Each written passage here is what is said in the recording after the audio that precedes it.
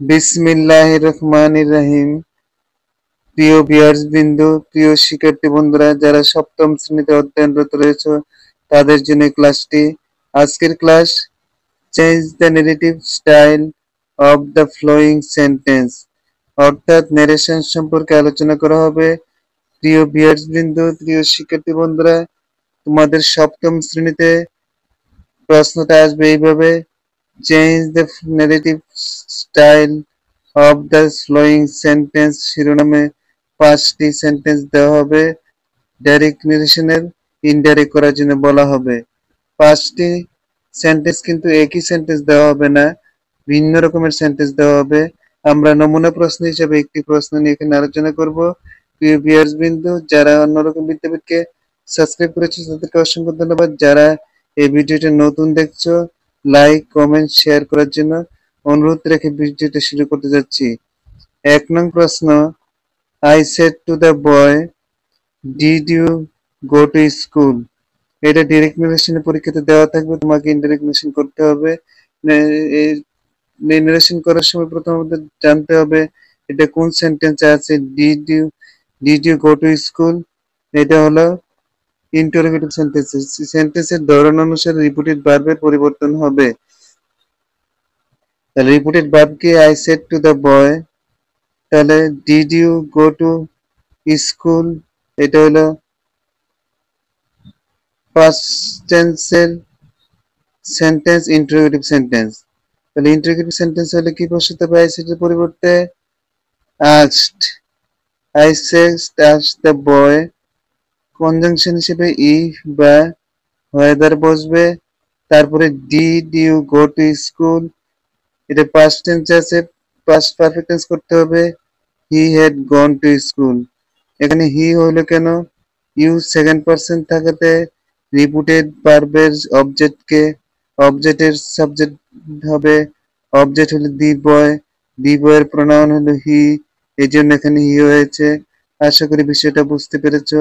আবার লক্ষ্য করো, I said to the boy did you go to school, indirect narration এটা এইভাবে করা হয়েছে। I asked the boy if whether he had gone to স্কুল। আশা করি বিষয়টা বুঝতে পেরেছো। বি নম্বরটা লক্ষ্য করে ডিরেক্ট নেরেশন।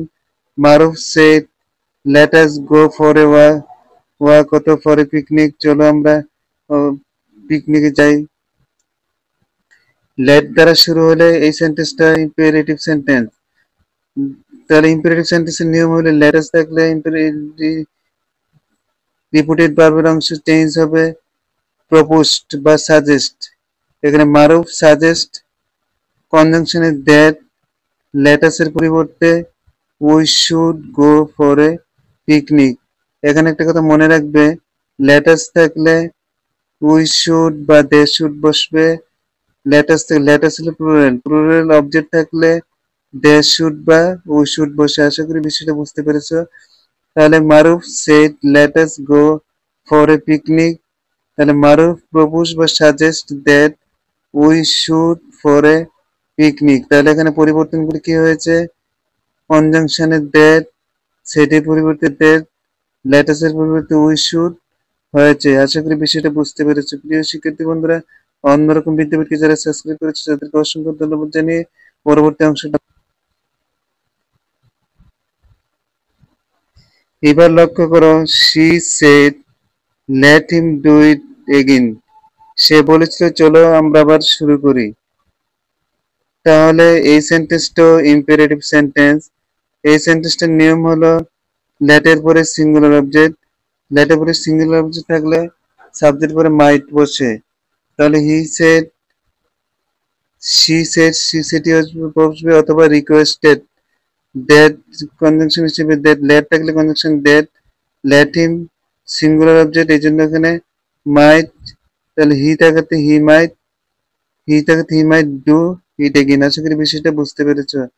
আমি এখানে কি বলেছি? লেট হিম, হিম থাকাতে অবজেক্টটা হিম, সাবজেক্টটা হয়েছে হি, তাহলে হি মাইট ডু ইট এগেইন।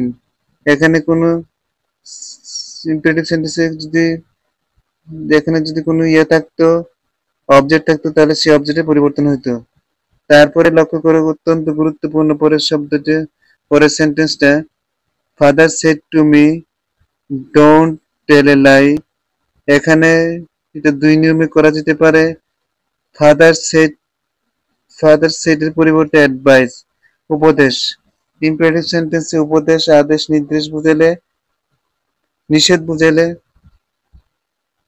তাহলে অ্যাডভাইস বসে, ওয়ার্ন বসে, তাহলে এখানে কি অর্ডার বসে।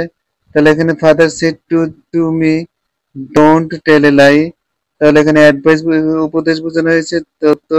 অতএব রিপিটেড স্পিচের সেন্টেন্স, রিপিটেড স্পিচের অর্থ অনুসারে রিপিটেড ভার্বের পরিবর্তন হবে। রিপিটেড ভার্বের পরিবর্তন কি হয়েছে, সেটের পরিবর্তে advise me not to tell a lie, advise থাকাতে নট টু হয়েছে।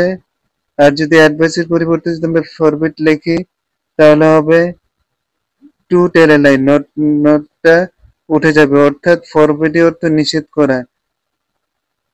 তাহলে father said to me don't tell a lie, father forbid me to tell a lie. তাহলে এখানে আমরা কি বলছি, অ্যাডভাইস অর্ডার ওয়ান বসলে নট টু, তারপরে বার বসবে। আর যদি অ্যাডভাইস ফরবিট লিখি তাহলে নট উঠে যাবে, টু এরপরে মেইন বার বসবে। আশা করি বিষয়টা বুঝতে পেরেছো। সর্বশেষ 5 নম্বরেরটা, দি teacher said to us make good use of your time.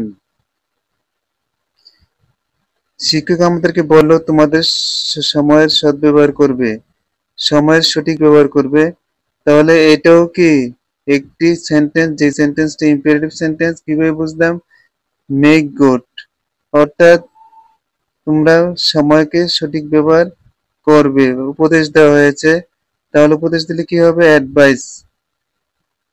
The teacher advice told us to make পরে পরে use of our time. Your দরকার গিয়া আজকে, আজের পশ্চিম হলো আওয়ার, তাহলে আওয়াজের পশ্চিম কি হয়েছে, আওয়ার হয়েছে। The teacher said to us make good a use of your time. এখানে অবজেক্ট রয়েছে your object second person, second পারসনটা রিপিটেড ভার্বের অবজেক্টকে ধরবে। আসের পজিটিভ হলো আওয়ার, এই জন্য এখানে আওয়ার হয়েছে। আশা করি বিষয়টা বুঝতে পেরেছো। The teacher said to us make good use of your time. The teacher advise বা told us to make good use of our time. প্রিয় শিক্ষার্থী বন্ধুরা, ভিডিওতে যদি তোমাদের কাছে ভালো লেগে থাকে তাহলে একটি সাবস্ক্রাইব কামনা করে তোমাদের কাছ থেকে আজকের মতো এখানে বিদায় নিলাম। অন্যরকম বিদ্যাপীঠকে যারা সাবস্ক্রাইব করেছো তাদেরকে অসংখ্য ধন্যবাদ। যারা নতুন নতুন রয়েছে তাদেরকে সাবস্ক্রাইব করার জন্য আহ্বান রেখে আজকের মতো এখানে সমাপ্ত করছি। আসসালামু আলাইকুম।